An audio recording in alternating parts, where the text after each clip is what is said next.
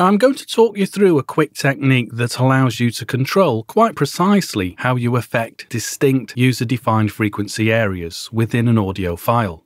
And as we go along, you'll see how you can use the following technique on any audio file, but I'm going to be using it here on a vocal file. And as you can see, it involves using an audio editor, such as Adobe's Audition. That's what I've got open here. But of course, you can use any audio editor of your choice.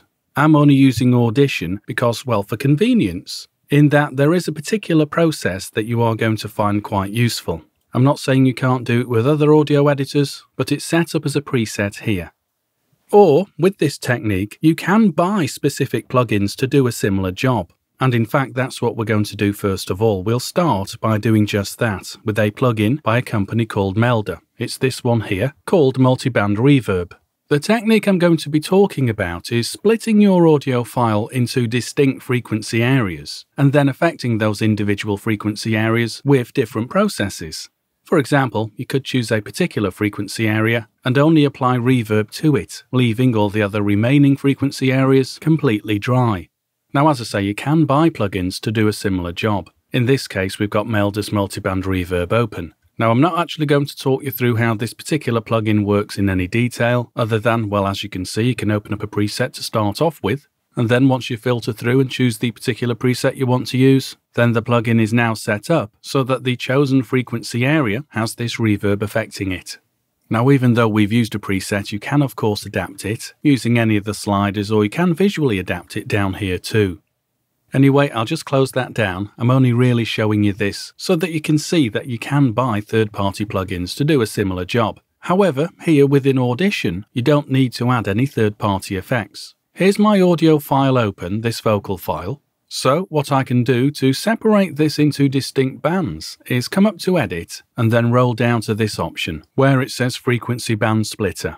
And then now once this opens up for us, you can see all the frequency bands are divided and further adjusted by left-clicking and dragging one of these division lines.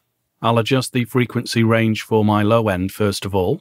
Now we're set up here at the moment with 5 distinct frequency bands. You don't have to have 5. You could use a preset here, and you can see these other options where you can split your audio file into 3, 4 or 5 frequency areas. I'm going to go back to the 5-band frequency preset. And as I say, just simply move around your frequency areas so that what will happen in a moment, once we save this, we will get 5 separate distinct bands, saved as 5 separate audio files, that we can then further adapt by adding effects or compressing or EQing or whatever we want, before recombining the 5 files into one new file. Let's do that then. I'll OK this. Consequently, we now see we have these 5 new audio files. And these are the 5 audio files that are broken down into the frequency areas that we have just set up. And in fact, if I just resize this, you can see the actual frequency bands you have chosen.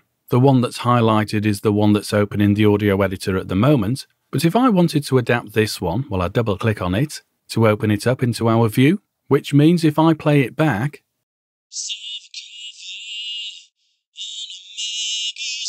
well, as you heard, that is our vocal file, but we are only hearing that distinct frequency area.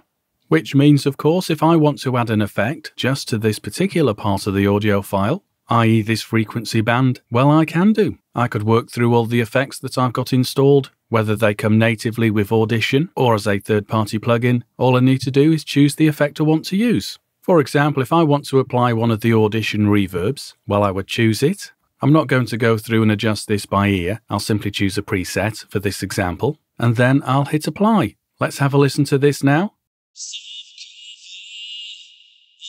Okay, so you heard that frequency area taking on that reverb, which means once we blend this back in with all the other frequency files, then of course only this frequency band that we've stipulated will have this reverb applied to it. And you can work out then, of course, that you can add further effects should you want to. Or you could go through all the other different frequency areas and apply compression or normalize or add reverb or do whatever you want to do with those, so that once you do combine them all, you will get quite a distinct sound, but only affecting those frequency bands that you have chosen. Right, let me just flick over to the multi-track view here within Audition, And you can see I've lined up all these distinct audio files onto separate tracks, so that once I play them back, I can adjust the volume relative to each other, or even apply further effects. Now at the moment all I've done is apply reverb to that particular frequency band. It's this one here, and in fact if I solo it, let's have a quick listen. Here we go.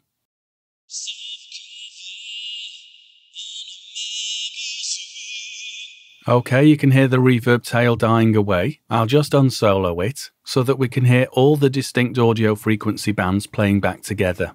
Here we go. Soft cover on a magazine. Okay, so it's as simple as that really. You might want to adjust the volumes for the distinct frequency areas. Certainly if you've gone through and normalized or compressed some of the other frequency bands, but you can see that's no real hardship, is it? And then once you are satisfied, you would just render that out as a new file. Okay, so I hope you've picked up some ideas from using this technique, and even though I'm using it on a vocal file, you can see you can adapt this technique and apply it to any audio file of your choice. For example, if you had a drum loop and you only wanted to add some reverb or compression to a particular frequency area, maybe the snares, well, you can see how easy it is to do. Right, I'll finish up now that we've seen this quite simple technique of splitting your audio frequency bands.